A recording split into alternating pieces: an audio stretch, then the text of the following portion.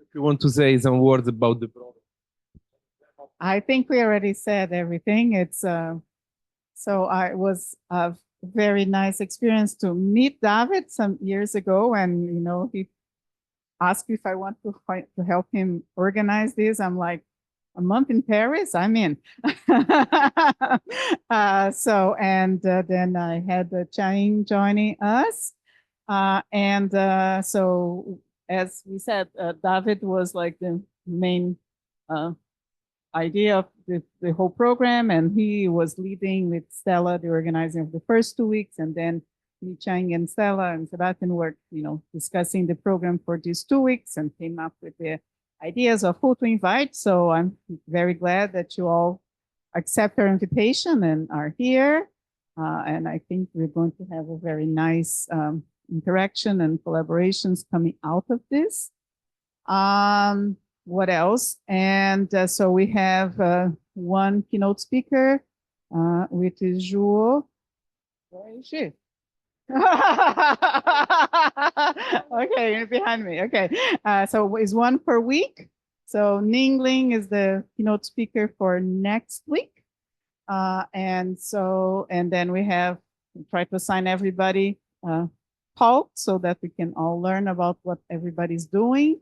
So make help with collaborations and ideas. Zhuo is a professor at the University of Illinois Champaign. She got her PhD at the University of Hawaii, and then she was at the Navy lab for a postdoc, and she's very well known in the tropical cyclone community. She organizes a lot of review sessions and on tropical cyclones, and she's very well related to WO leadership on tropical cyclones. So it's a very good pleasure to have Zhuo here giving us this keynote talk. Thank you, Suzana, for the kind words. Can you hear me okay? Yeah. First, I want to thank the organizers for this great program. It is such a break from the huge conferences. I also want to thank Suzana and Chang for the invitation to give this talk. I look forward to scientific interaction and collaboration with everybody over the next 2 weeks. As you can see in the title, I will talk about tropical cyclogenesis across different spatial scales, and from observations and to model simulations. I will use this schematic from Oyama's classic paper to introduce my outline. Here, the x-axis shows the horizontal scale L, and the y-axis shows the Rossby radius of deformation. The diagonal line is L equal to lambda, which separated the space into 2 parts. On the left, we have 3-dimensional turbulence, free convection, and the mesoscale convective systems. On the right, we have quasi-horizontal balanced flow. Tropical cyclones are close to the diagonal line. And the tropical cyclone vortex is the meso-beta scale vortex, characterized by organized convection. And the tropical cyclogenesis is the process of multi-scale interaction. We have an upscale energy cascade from convective scale, and the downscale entropy cascade from synobtic scale. So here, in the first 3 parts of my talk, we will look at the different spatial scales, dynamical and thermodynamical processes involved in tropical cyclogenesis on the mesoscale. For the synoptic time scale, we are going to look at the role of precursor disturbances in tropical cyclogenesis, in contrast to spontaneous tropical cyclogenesis. Then we move on to the larger scale. We are going to look at the impacts of tropical processes and extratropical processes on tropical cyclone activity. In part 4, we are going to look at tropical cyclones in global models with a focus on model biases, followed by a very brief summary. First, let's look at mesoscale dynamical processes. There are 2 general groups of theories for tropical cyclogenesis on the mesoscale. One is top-down theory, one is bottom-up theory. This slide shows the top-down shower head theory proposed by Kerry Emanuel and Bister and Emanuel, 1997. The schematic on the right shows 3 stages. On the first stage, we have a mid-level mesoscale cyclone sitting over a warm and dry anticyclone. On the second stage, persistent precipitation moistens the air column, and the cyclone, the mid-level cyclone, extends to the space and initiates increases, which would increase low-level theta E. At the last stage, we have downdraft free convection erupting, and that will amplify the surface circulation. But the question is, the theory does not explain how the mesoscale vortex or mesoscale cyclone extends from mid-level to the surface. And also, in the last stage, you can see downdraft free convection is emphasized. But as I will show later, actually both downdrafts and updrafts will amplify with time during tropical cyclone formation. The second theory is proposed by Liz Ritchie, who is sitting here, Ritchie, Holland, and Simpson et al. 97, the top-down merger theory. As shown in the schematic here, when we have a merger of the multiple mid-level vortices, that would create a more intense mid-level vortex with stronger penetration depth.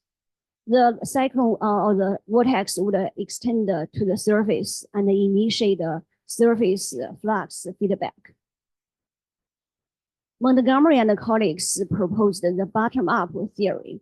The figure on the right shows vertical hot towers from a numerical model simulation. In this theory, vertical hot towers moisten the middle and the upper troposphere, and the diabatic merger of hot towers would create a stronger vortex. In addition, the secondary circulation driven by mean heating of the hot towers would converge cyclonic vorticity and amplify the tangential, the surface tangential wind. The top-down theory and the bottom-up theory is closely related to 2 types of precipitation: convective precipitation on the left and the stratiform precipitation on the right. What we see here is the schematic showing the divergence profile.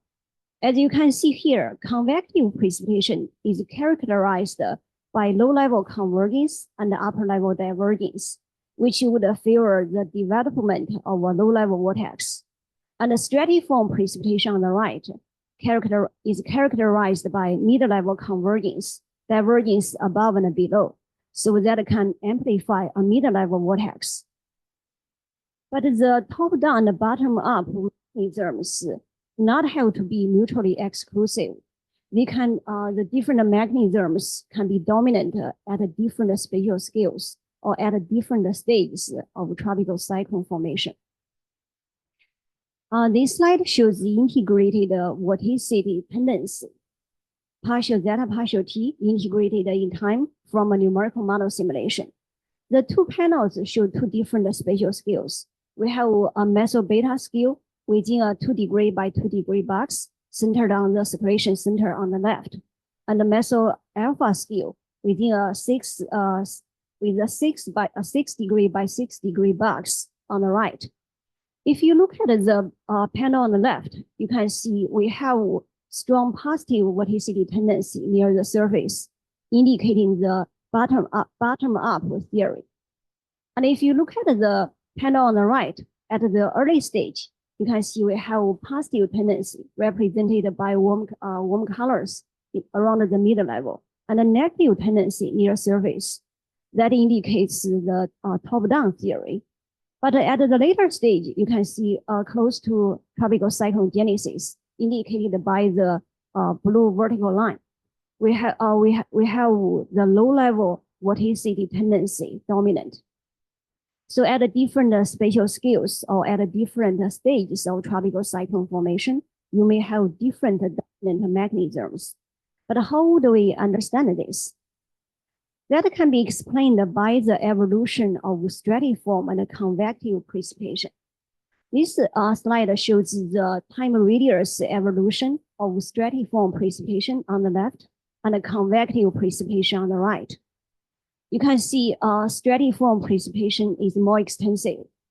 I should mention the x-axis represents radius from the center of the circulation, and the y-axis shows time. You can see stratiform precipitation is more extensive. And for convective precipitation, at the early stage, you can see it is mainly confined over the meso-beta scale close to the circulation center. Only at the later stage, close to the genesis time, we have convective precipitation extending across the meso-alpha scales circulation. So if you focus on the meso-beta scale, you may get like a convective dominant divergence profile.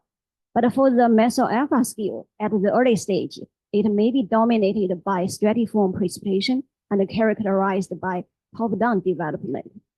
Only at the later stage, you will see dominant spin up near the surface. Now the question is what promotes convective organization near the center of the circulation, which leads to the second topic, thermodynamics. The first thermodynamics parameter we are going to look at is the instability index emphasized by Dave Raymond and colleagues. Here, the instability index is defined as the difference of saturated moist entropy between the low level and the upper level, shown in the equation at the bottom. The scatter plot shows the relationship between run rate and the instability index on the left, and the instability index and the mid-level vorticity on the right. I should mention a larger instability index represents greater instability. And here you can see a weak inverse relationship between the instability index and the precipitation, and also instability index and the mid-level vorticity. Raymond et al. Suggested when we have a mid-level vortex, it is associated with a cold core in the low levels and a warm core above. So, when you have a warm above cold, that is associated with reduced instability, which would promote the transition of the vertical mass flux profile of deep convection from bottom heavy, or from top heavy to bottom heavy. When you have a bottom heavy vertical mass flux profile, that implies stronger low-level convergence, which is more effective in spinning up the low-level circulation. This theory is actually used in many studies, but actually there are some questions. First, when we have reduced instability, that cannot explain intensifying convection or updrafts we have observed in both observations and the numerical model simulations during tropical cyclone formation. And also, if you look at the upper right corner, you can see you would start with a mid-level vortex with a low-level cold core. But due to the low-level spin up, you will end up with a low-level warm core, which basically means there is a negative feedback. The mid-level vortex predicts its own demise. Given the negative feedback, this development process cannot persist. So the question is the reduced instability a cause or effect for convection? We will come back to this dilemma later. The second parameter is humidity.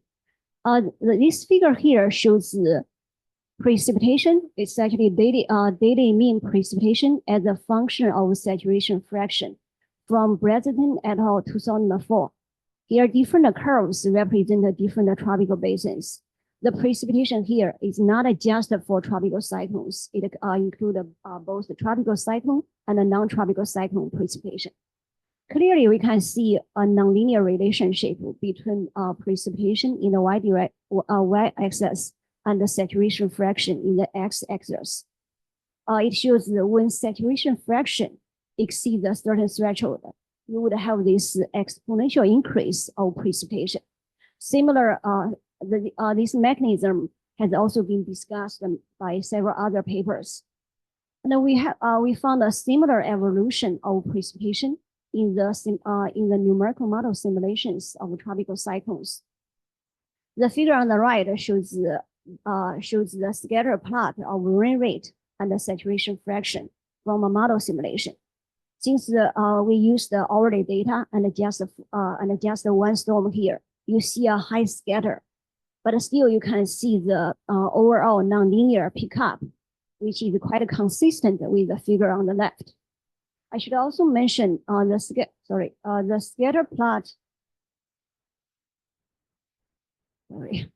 The scatter plot showed two groups of data. We have the outer pouch region for this part, which is characterized by low precipitation rate and a low saturation fraction. And the other group is for the inner pouch region or inner circulation region. For the inner circulation region, you can see with the increase of saturation fraction, there is a rapid increase in the rain rate.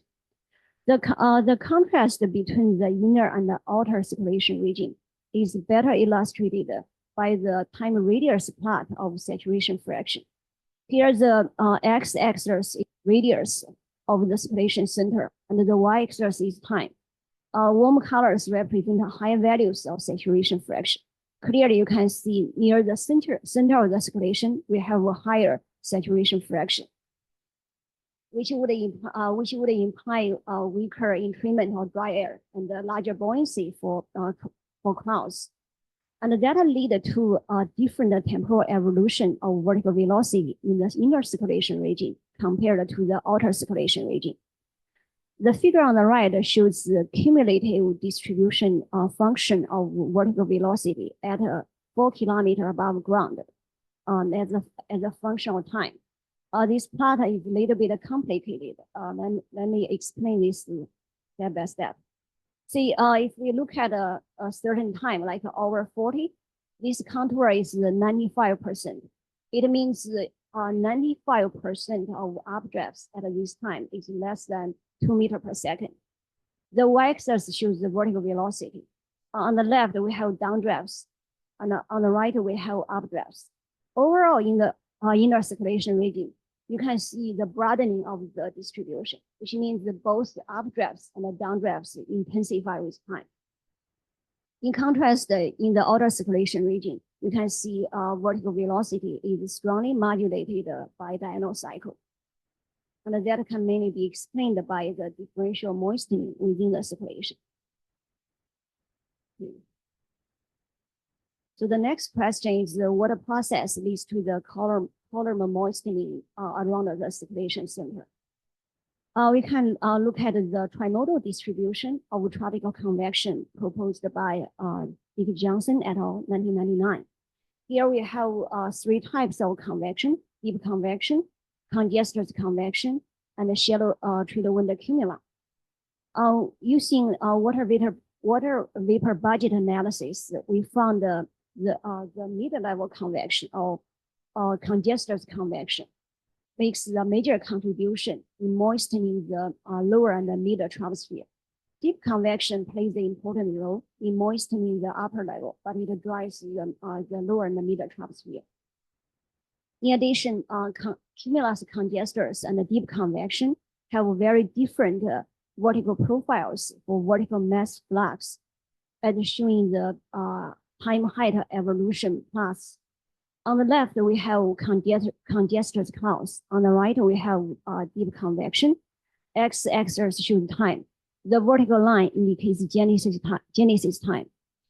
You can see the vertical mass flux of congested clouds is overall weaker than deep convection, but it is more steady.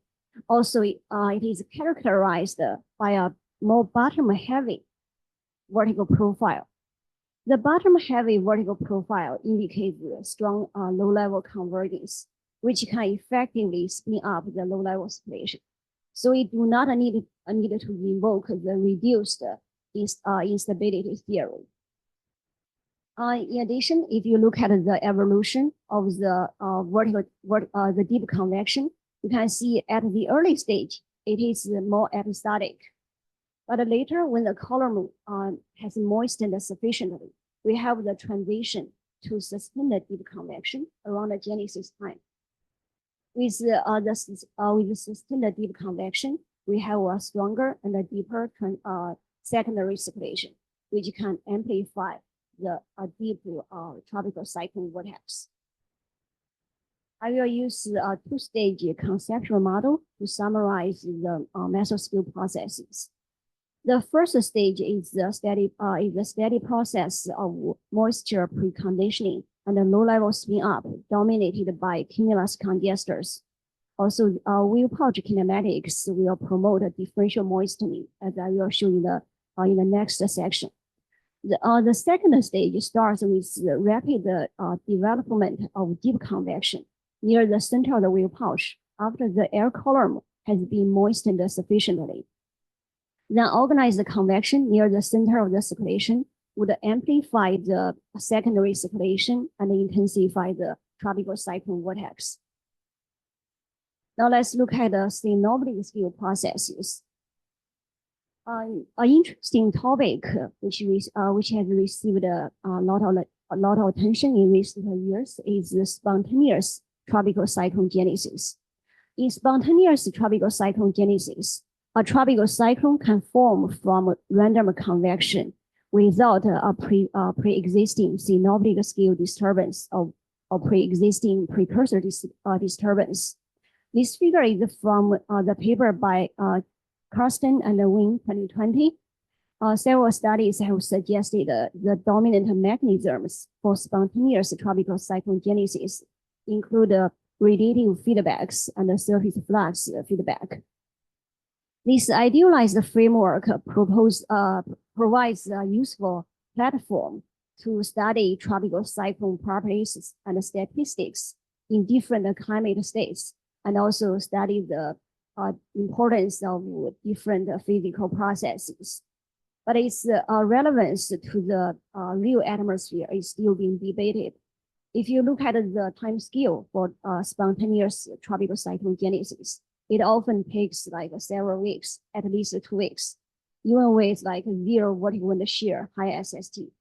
Of course, in the real atmosphere, you cannot expect such favorable condition lasting for such a long time. In the present climate, we know that one of the necessary conditions for tropical cyclone genesis is pre-existing cyclonic low-level disturbances. This figure shows the pre-genesis evolution of Hurricane Felix. Shading here represents trim precipitation, and the streamlines show the 850 millibar wind field. The panels here show the evolution from 2.5 days before Genesis to Genesis time in the last panel. Time interval is 12 hours. You can see the inverted wave pattern indicating the tropical easterly wave over the Atlantic. And the sustained convection is largely confined to the northern tip of the inverted wave pattern.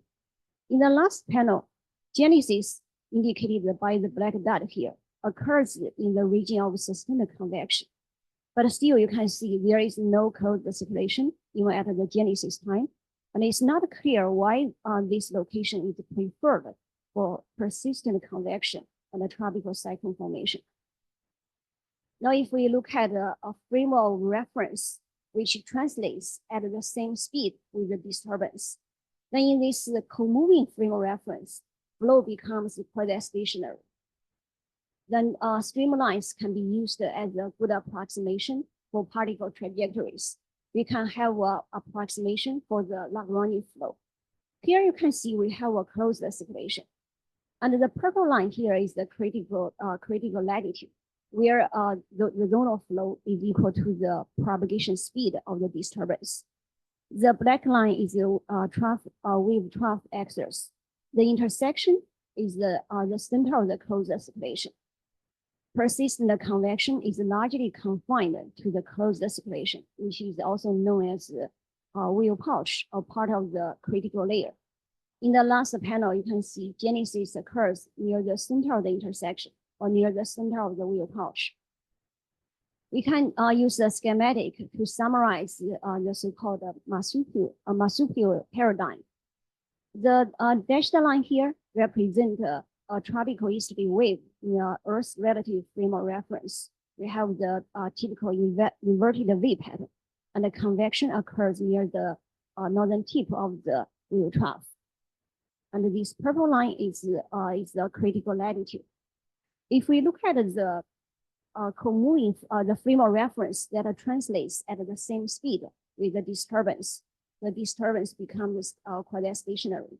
And we can see a closed Lagrange circulation may have formed, and the wheel breaking within this closed circulation or critical layer provides a favorable environment for vorticity aggregation. In addition, this approximately closed circulation also hinders dry air intrusion from outside. Within the circulation, air columns can get moistened repeatedly. So you can have the positive feedback between convection and the moisture. Using this framework, we can pinpoint the track of genesis locations. This figure shows what we used during a field campaign predict. The blue dot indicates the predicted genesis location, and the red dot is the real genesis location. You can see they are very close. And using the predicted genesis location, we designed flat patterns. The question is, we can predict the possible genesis location, but can we get the genesis? Can we better predict the genesis timing? That is still a challenge, but with machine learning and also data fusion as a combination of different data sources, maybe we can do a better job. I think many of you may have heard the tropical cyclone seed framework, which proposed in recent years, that also emphasized the role of precursor disturbances. This framework was proposed by Becky and Xie et al. This figure is from Xie et al. 2020. The top two panels show the scatter plot between tropical cyclone frequency change and the change of genesis probability in the first panel, and the relationship between tropical cyclone frequency change and the tropical cyclone seed change in the second panel. You can see genesis probability and the tropical cyclone seeds can each explain some aspects of tropical cyclone frequency change in a warming climate. But in the lower left panel, when genesis probability and the tropical cyclone seeds are combined, the frequency change of tropical cyclones is better explained. Xie et al. Also investigated the mechanisms or the factors which control the variations of tropical cyclone seeds. We suggested the seed variations are largely modulated by large-scale ascent and absolute vorticity. That is an interesting framework, but there are still some outstanding questions. First, what is the tropical cyclone seed? Xie et al. used like a weak convective vortex to define tropical cyclone seeds, and other studies would define a tropical cyclone seed as a tropical depression. We still need a better definition to identify and track tropical cyclone seeds. Also, an interesting question is, do some genesis potential indices, like the dynamic genesis potential index, which include large-scale upward motion, do they represent the contribution of both genesis probability and the seed variations? Or should we come up with something more comprehensive, which can represent both aspects? Also, in addition to environmental conditions, like large-scale upward motion and the large-scale absolute vorticity, do we also need to consider the structure or intensity of the seeds when we consider the genesis probability? In other words, does the fate of the seed also depends on its own properties? Now let's move on to the next topic, modulation of tropical cyclogenesis by large-scale circulation.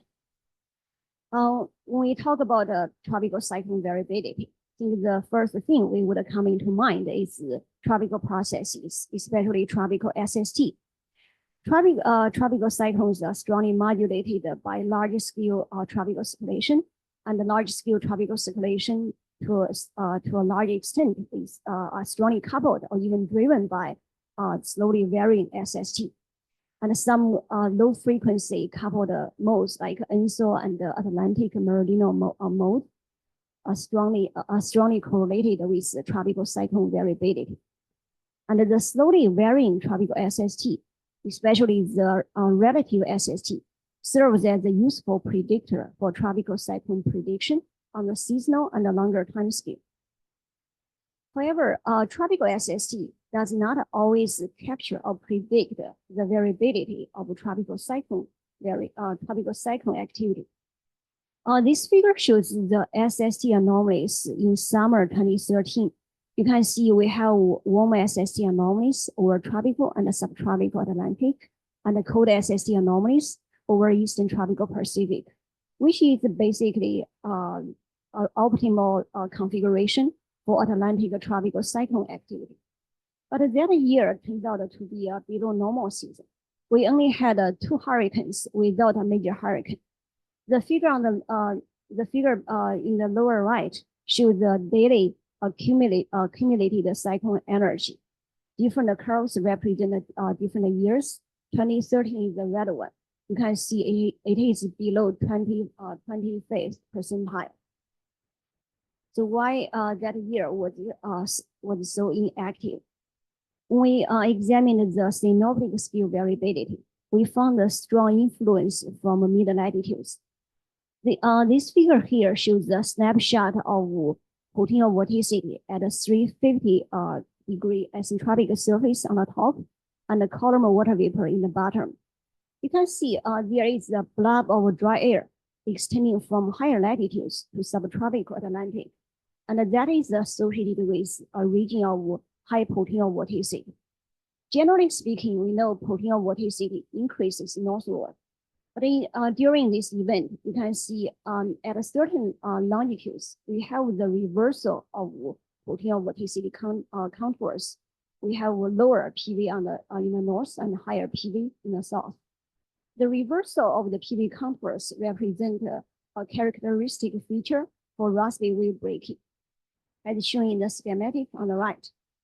Rossby wave breaking occurs when the mean flow cannot sustain the propagation of linear waves. It is characterized by downscale cascade and strong mixing. We have frequent occurrence of Rossby wave breaking that represents strong mixing across different latitudes. It can bring dry and cold air from higher latitudes to the tropics and induce significant anomalies on the tropical large-scale circulation on the seasonal and the longer time scale. This figure shows the composite anomalies of column of water vapor in the top and the vertical shear in the bottom. You can see with active wave breaking, we have reduced the column of water vapor and enhanced the vertical shear in the Atlantic MDR region. And that is associated with a strong contrast in tropical cyclone activity. Here we have TC tracks in active wave breaking years in the top and the inactive wave breaking years in the bottom. There is a strong contrast in tropical cyclone number, hurricane number, and also tropical cyclone lifetime. We defined the wave breaking index, and it has stronger correlations with hurricane count and ACE that compared to MDR SST or the ENSO index. We can use this schematic to summarize the impacts of tropical and extratropical processes. To the first order, tropical cyclone activity is still modulated by tropical processes, local SST and also remote SST. But the tropical atmosphere does not exist in isolation. it has a strong interaction with the mid-latitude atmosphere. And the wheel breaking and the wheel trend propagation can modulate tropical large-scale circulation. And of course, the tropical convection anomalies or tropical SST can modulate mid-latitude wheel trend. But the propagation and the breaking of wheel trend is also strongly modulated by mid-latitude mean flow. So overall, this framework emphasizes the weather-climate connection and the tropical extratropical connection. We also found that if we use like a summertime stationary waves, we can integrate the tropical and the extratropical processes. There are still some interesting questions. Should we regard wheel breaking as like unpredictable noises? The answer is no.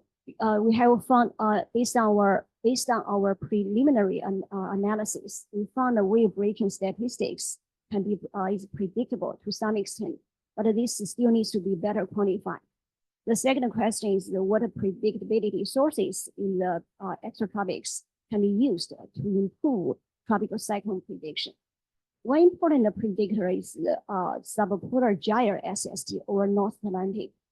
The figure below shows the hybrid prediction of Atlantic tropical cyclone landfalling TC number and the landfalling hurricane number.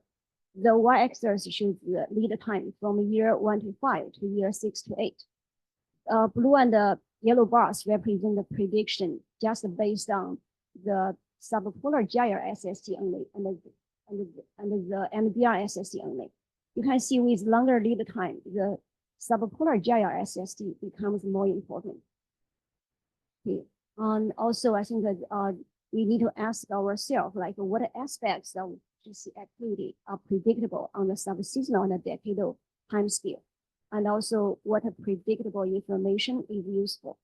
We often predict like basin-wide tropical cyclone statistics, but users are more interested in regional distribution or landfalling probability. So we need to have a better communication between the user community and the research and the operational community.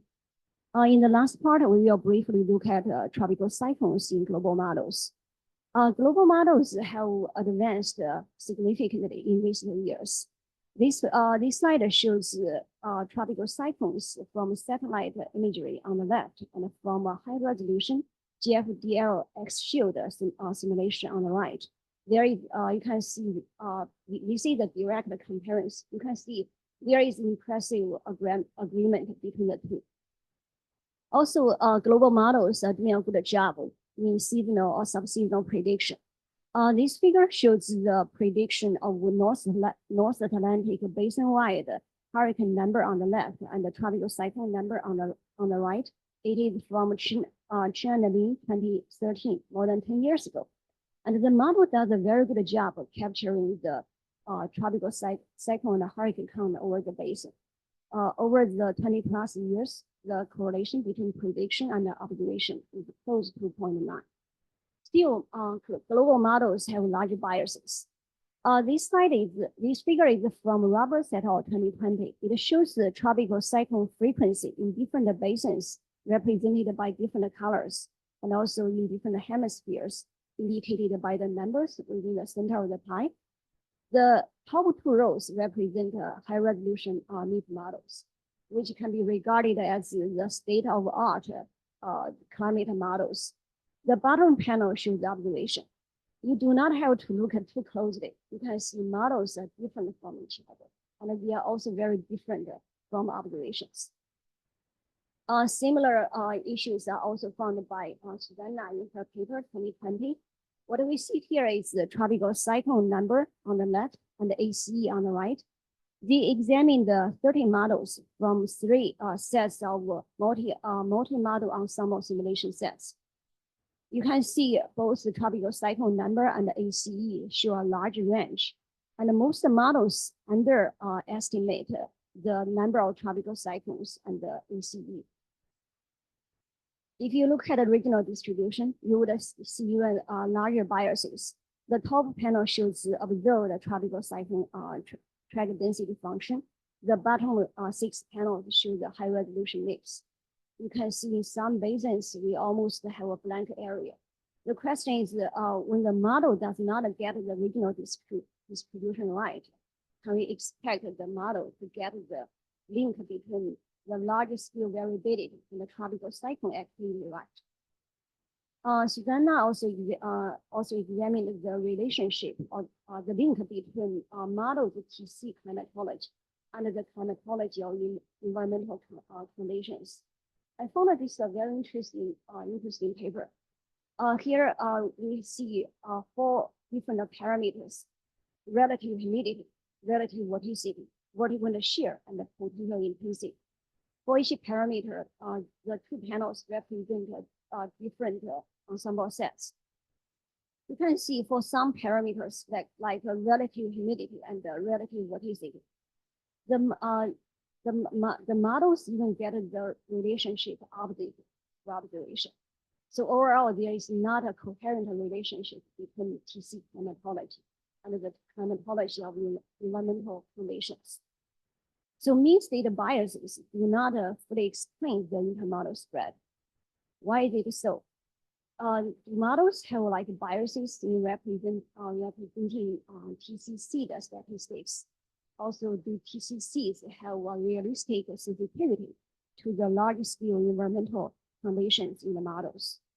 We also know like a higher model resolution can lead to better TC simulation or prediction. But model resolution is not by itself is not the solution to model biases. TC statistics in models are also sensitive to model physics. We know models are imperfect. The question is, when we have an imperfect model, how much can we trust them? Which aspects of the model simulations and the predictions are reliable, and which aspects need to be taken with caution? In addition, when we strive for higher model resolutions, we also need to consider ensemble size, which can help us increase the signal to noise ratio. What is the optimal balance between model resolution and ensemble size when we have limited computational resources?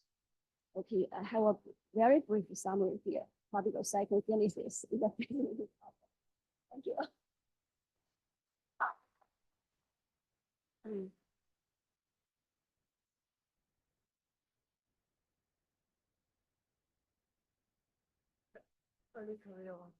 Next question, please. You don't have that?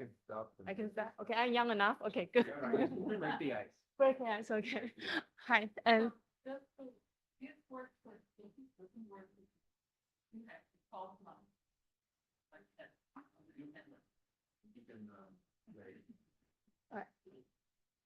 And so do I want to? So first, thanks for the awesome talk. It's kind of really nice summarize. I'm really interested in the fact that large scale condition or mean global climate model bias does not explain the tropical cyclogenesis bias. On one hand, it's kind of surprising because in many of our papers or even our proposal, our first sentences, if we understand the mean bias of large scale condition that's relevant to tropical cyclogenesis, it will be useful to improve the biases in the tropical cyclone. So, and that's not only the problem in the global climate model long-term model intercomparison. It's also when we look at subseasonal models, I think Hui's work and my work both shows that large scale mean bias doesn't help us on the subseasonal tropical cyclone predictions. So I think I just want to kind of link the physical process you talk about into the models bias, because you are talking about the large scale issues, that large scale process, synaptic scale process, and then the mesoscale process. What would be your kind of general, what would be your suggestions of your hunch on which process, if we want to tackle these questions in the global model bias, what be the questions we want to tackle? That's a very difficult question. Since this is Suzana's work, I will try to answer the question first, but if I miss something, Suzana can always give you a better answer. First, so I would say Suzana's work is focused on climatology. Like we do not have a good relationship between TC climatology and the climatology of the environmental conditions. But it does not mean when you look at individual models, the relationship does not exist. It is possible, like the sensitivity between precursor disturbances or tropical cyclones to the environmental conditions is different across different models. So when you compare different models, you do not see the clear or coherent relationship. But when you focus on individual models, improving the model mean state, reducing the model mean state biases, I think would certainly help improve the model TC climatology. Regarding like why we see like a different like sensitivities, why don't we see like the link between the climatologies? I think that can go to the like that can go to the like the mesoscale. Like for example, if you consider like a parameterization, most global models would use cumulus parameterization because convection is not explicitly resolved. One important parameter in cumulus parameterization is the entrainment rate. When the entrainment rate is large, actually, some studies have found the number of tropical cyclones would increase. Also, that would affect the spatial distribution of the tropical cyclones. In our analysis of GFS forecasts, we found that most tropical cyclones form near the west coast of Africa. Once the tropical easterly waves move from land to ocean, it will intensify into tropical cyclones. Our speculation is the entrainment rate is too small, so the precursor disturbances is not sensitive to environmental dry air enough. So that would affect both, that may affect both the tropical cyclone frequency and also the spatial distribution. That's just one of the parameters. The difficulty is if you just focus on like one parameter, physics parameterization or one aspect of the parameterization. Improving that aspect does not always lead to the overall improvement of global models. Due to error compensation, the model performance may get worse. Yeah, I think it's important to get the right answer for the right reason. But when we come to like the global models, especially operational forecasts, it's not that easy to do. Suzana, you have something to add? Okay, I have said too much. I can throw it down there. So that was an excellent talk. I have like a lot of, well, I'm not sure this is like a question you can answer, but like it came up a couple of times in your talk and we've been having conversations about this over the last few months. So I thought it would be useful to get your insight, is that there's this idea of tropical cyclone seeds and kind of like, you know, what are these precursor events? But then we look at these model biases, kind of the things that Chai-Ying was asking. And I think there's a bit of a disconnect there. You know, what a numerical modeler thinks of as a seed, like might be more of a numerical artifact. So we've seen this, like Ming Zhao has seen this with the GFDL model at 25 kilometers. We've seen this with CSM, that there are actually parts of the model that can spin up tropical cyclones that are, I don't want to say divorced from the large scale environment, but might explain why this large scale environment doesn't work. But then you have the theoretical construct of seeds, you know, in an infinite resolution standpoint. So I guess so one thing I think would be really nice is to figure out like what is a real definition of seed. It seems like a lot of people have different definitions as to what they mean by seeds. But my question for you as someone who has experience with more high resolution modeling is when it comes to actually these genesis processes, and I guess this is like a question you probably are going to say I don't know the answer to, but like, do we have any feel from a dynamical perspective what grid spacings we need where this idea of like the theoretical framework of a seed converges with the numerical framework? Like, do we need kilometer scale models to be able to get that? You know, are we just constrained at 25 kilometers?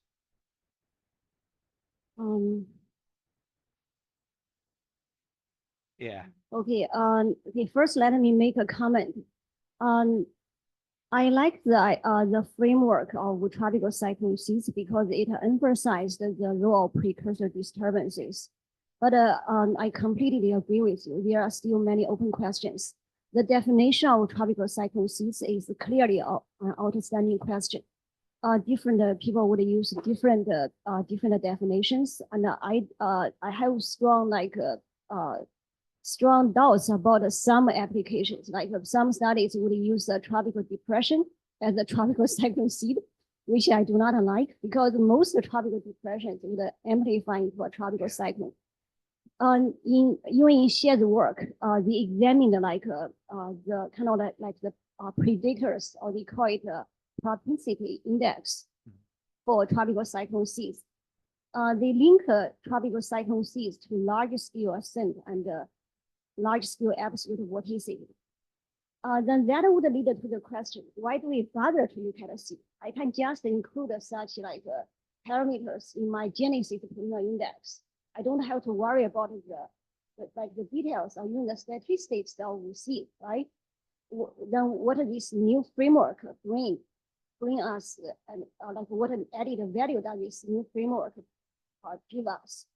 I think that there are still more questions about this. Xie's work mainly focus on tropical cyclone change, the change of tropical cyclone frequency in a warming climate in one single model. I think the framework needs to be more extensively tested across different models, and maybe also using observational data. We have of course, the observational data are not perfect, but it would be nice to test this idea using observational data. Or I know there are some controversies over Atlantic, like Patricola's work using model simulations. And even if you use observational data, Chris Thorncraft's work did not fail to find they did extensive observational analysis. They did not find a robust relationship between the easterly wave frequency and the tropical cyclone activity. So there are still some open questions. I think that your question is more difficult to answer. Yeah. What is the optimal resolution? If we have infinite resolution, if we have infinite computational resources and storage, of course I will go to higher resolution. I don't have to worry about the tunable parameters in physics parameterization. But if we have to, but given the realistic computational resources, I think 25 kilometer resolution, something around that range, would be something feasible and realistic for seasonal prediction and climate projection. The recent paper by Capio Schneider proposed I think the combination of intermediate resolution modeling and AI to address extremes in the climate context. With 25 kilometer resolution, we still need to work with parameterization. There are still model biases and uncertainties, but maybe AI machine learning can help us reduce some model biases and provide us more reliable information from the imperfect model simulations. Thank you for the good question. Thank you. I mean, I wasn't expecting a true answer, so. So last one, and then of course we will have time to keep discussing during the topic. Okay. Thank you for the last question. Excellent talk. Thank you so much. My question is about the subseasonal to seasonal section of your talk, and so I was really intrigued by the Rossby wave breaking relationship that you found, and that higher correlation with seasonal activity of TCs, if I understood correctly.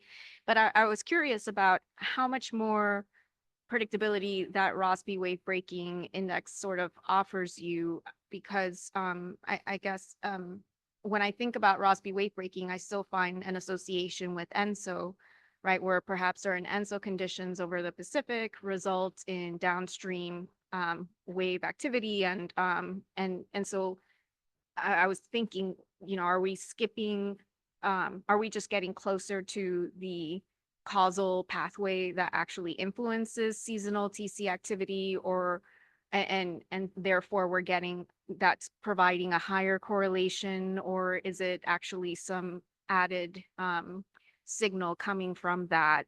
Because if we think of ENSO over the Pacific and the statistical association, we're implicitly assuming some causal pathway to influence TC activity over the Atlantic.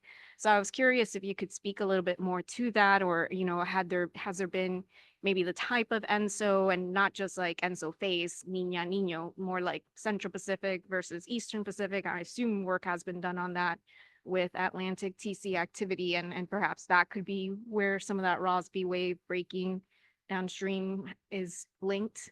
Sorry. Yeah, that's a good question. We actually we had a couple of papers investigating the forcing mechanisms for Rossby wave breaking or the summertime stationary waves. ENSO is one of the players, but it's not the complete story. In addition to ENSO, tropical convection anomalies, like in the monsoon regions over Western Pacific, during the Indian summer monsoon region, also make a contribution, modulating stationary waves and wave breaking. In addition to tropical processes, extratropical factors like SST or precipitation anomalies over the subtropical Atlantic and the Pacific, and even in the subpolar North Atlantic region, also would also modulate wave breaking statistics. If you think about that, it's not like a surprise. So if you have like a tropical convection anomalies over Central or Western Pacific, that can excite a wave train pattern spanning across like North Pacific and North America and extending to North Atlantic. The tropical convection can be regarded as like a source or the forcing for the wave train. But the propagation and also evolution and also breaking of the wave train pattern is also strongly modulated by the mean flow or processes along the path, like the mean flow in the mid latitudes. We tried a statistical model, and we found the statistics or the frequency of wave breaking can be predicted to some extent by the ENSO index, NBR-SST, and also PDO and the AMO index. Briefly speaking, you need to consider both like tropical SST and the SST in the subtropics. If you have the information like one season ahead, you can get a decent prediction of wave breaking statistics. Great, thank you. Thank you. Thank you so much. I know there are other questions, but we have a busy program, so we have also to take a break. So let's thank the speaker again. Thank you very much for our wonderful keynote. And then you are free to go to your office for a little while, and then we will ring the bell when lunch is served in the cathedral. Then perhaps his lunch is already there, so wonderful. And Suzana, you want to add something? And I am collecting all these talks. So please share with me your talks and slides. And then at the end of Tropicana, we are going to make all slides from all the talks